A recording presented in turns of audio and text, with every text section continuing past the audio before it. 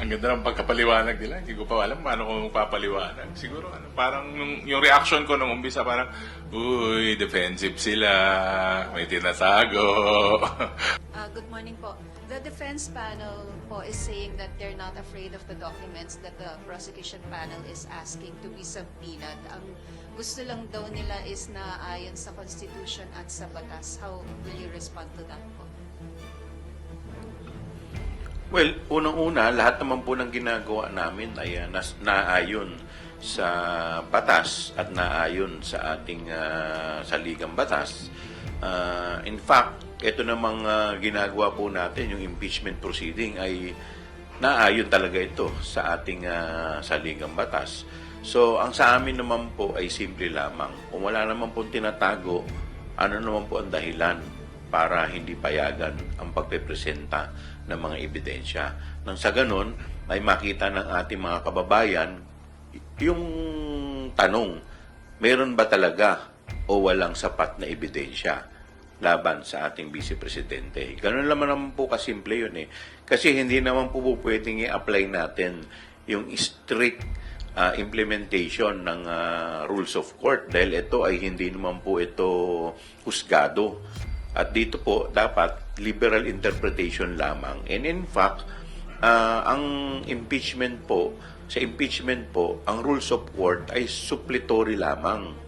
So ibig sabihin po niyan, hindi po yan ang unang-unang dapat na ginagamit natin. Ang mananaig pa rin dito ay ang accountability, ang pananagutan, at kaakibat ng pananagutan ay ebidensya.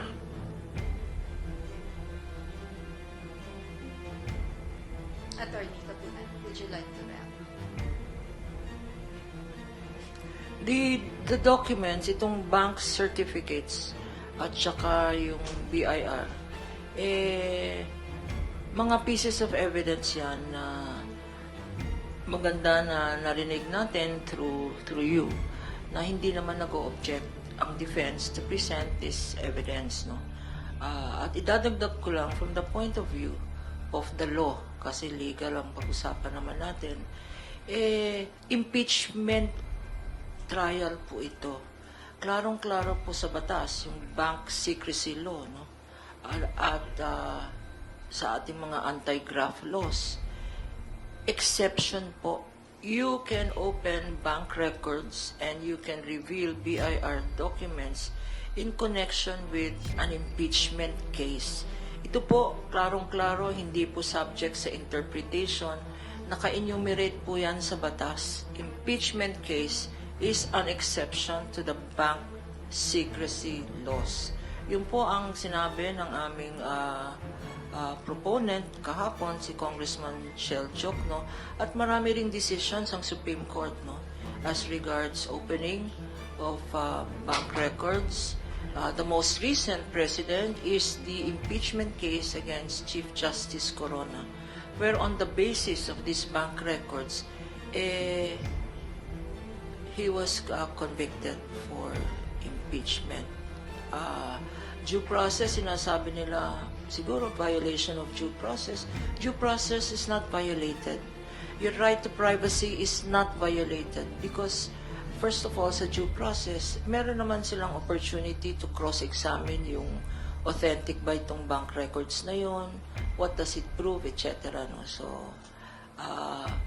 we welcome the statement of the defense that they are not opposed to the opening of the bank records and the BIR statements because kung sinasabi nilang due process of the defense, no, meron ring due process ang taong bayan. Meron ring due process dapat ang prosecution to be able to present its case. So due process on both sides tayo. On both sides tayo.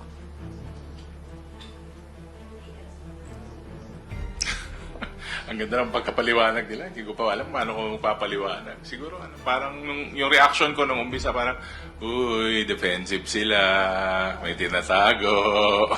Parang gano'n lang. Pero sabi ko nga sa mga interviews saka usapan natin kahapon, nandito na tayo eh.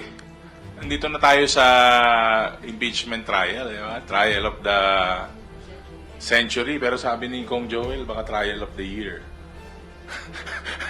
Pero andito na tayo, so sana wag na nating hayaan na parang ang dating niya seke.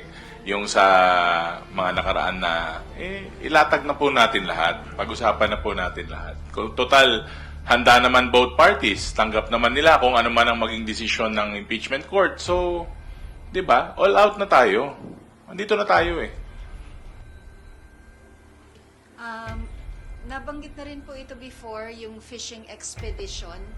Dahil sabi ng defense, hindi naka-attach sa Saballa and Cabrera complaints yung documents na hinihingi ngayon ng prosecution. But would it have been possible for the complainants to attach those documents considering na meron nga pong bank secrecy law? Unang-una, tapos na yung usapin sa complaint. Nasa hearing proper na tayo, wala nang kinalaman dito yung complaint. And in fact, nandiriinan na sa nakapaloob po yan sa pre-trial brief. Kaya nga po siguro dapat tapos na yung mga usapin sa complaint. So move on na tayo.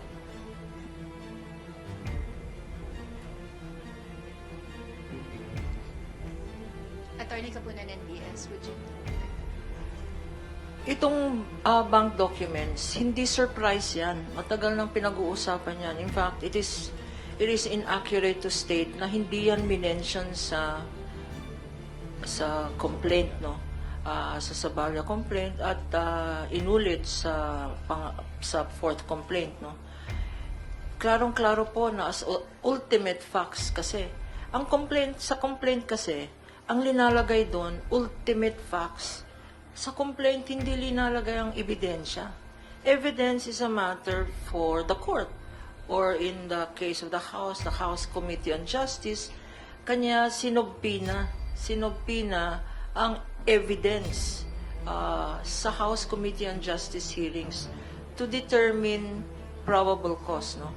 Probable cause, at doon lumabas ang mga ebidensya.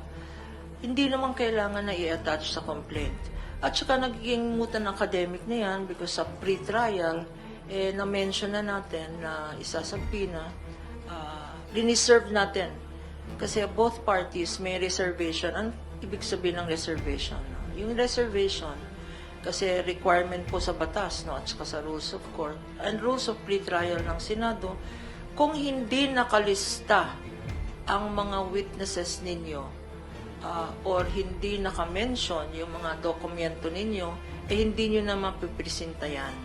That's why, pag na-notice nyo po, and I'm sure you've noticed, pag may pinapakitang ebidensya, sinasabi ng either prosecution or defense, previously marked ito. So, kagaya ng video on the Vice President, yung sinabi niyang, I've hired an assassin, may marking po yun, Exhibit P-4-10 na ginamit rin. Although meron silang sariling video, yung video po namin ang ginamit ng defense. So, hindi na nila pwedeng i-question yung tampered, spliced, artificial intelligence, etc. Admitted na yan. Kanya nga kami nagsabi, ay, admitted na pala ito. At saka, gusto ko lang para maintindihan ninyo lahat, no? Kasi mahaba ang discussion on implied admission daw. Bakit pa magpo-prove kung impliedly admitted na ng Vice President and the defense that these statements were uttered? Ang mga nagsasabi sa na experts, hindi lang implied admission ito, confession. Hindi ba tayong mga lawyers at tayong mga ordinary citizens, pag nag-confess na yung tao, ano yun? Di ba? Nag-confess na siya, oo, ginawa ko to. Pagkatapos nung video na yon, meron pang mga pinakita ang prosecution, 7 videos na ulit-ulit na admission against interest, pero more, ang sasabihin ko dyan, hindi lang admission yan, confession siya. I am guilty, sinabi ko talaga yan. Sinabi ko yan kasi threaten ang pamilya ko. Sinabi ko kaya yan kasi binibitray ng administrasyon na to ang trust ng mga tao. Sinabi ko yan kasi lahat ng mga congressman na kurakot. Anong ibig sabihin nun? Confession na sinabi niya lahat. So interpretation na yan or discretion na yan ng senator judges. Ang pinapalabas nila, issue po ito, inakyat nila sa Supreme Court itong mga legal issue na no ultimate facts, fishing expedition, etc. Gusto ata nilang palabas na huwag na tayong mag-usap dito sa impeachment court kasi meron naman kaming pending na petition sa Supreme Court. Wag naman sana kasi meron tayong separation of powers. The impeachment, the one who can acquit, who can try and then convict or acquit is not the Supreme Court. It is the Senate acting as an impeachment court. Dito na sila magpresenta ng ebidensya at huwag na silang maghintay ng oral arguments pa sa Supreme Court. Yun lang po.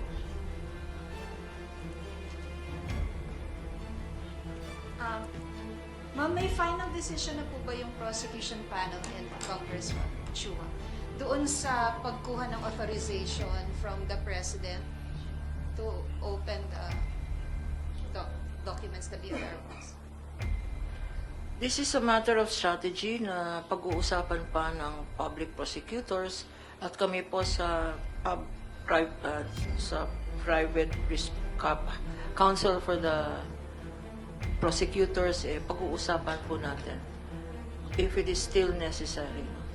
Because siguro ang ginagawang nilang batayan, yung statement ni former BIR Commissioner Henares, nung nag-testify siya at pinakita yung BIR documents, meron ng written permission ang President. No?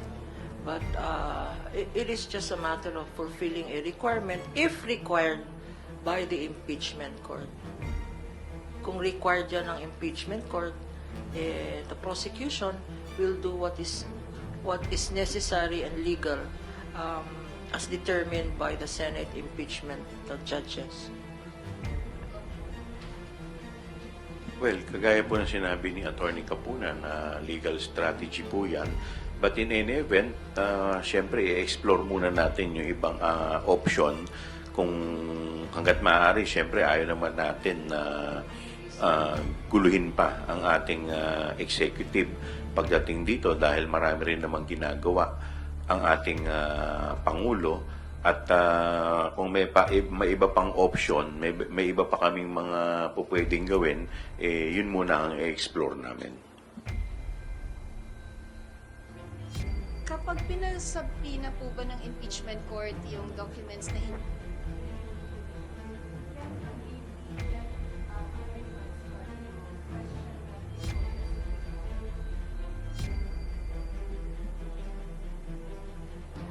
Karapatan po nila yan. Ano?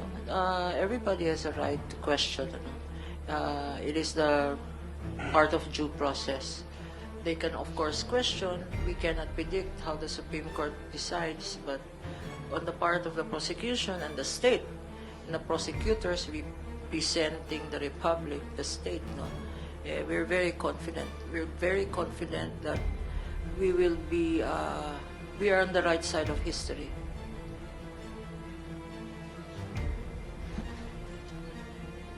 May magti-TRO doon pag nangyari yun. Kilala niya na kung sino. Hindi ko kilala eh.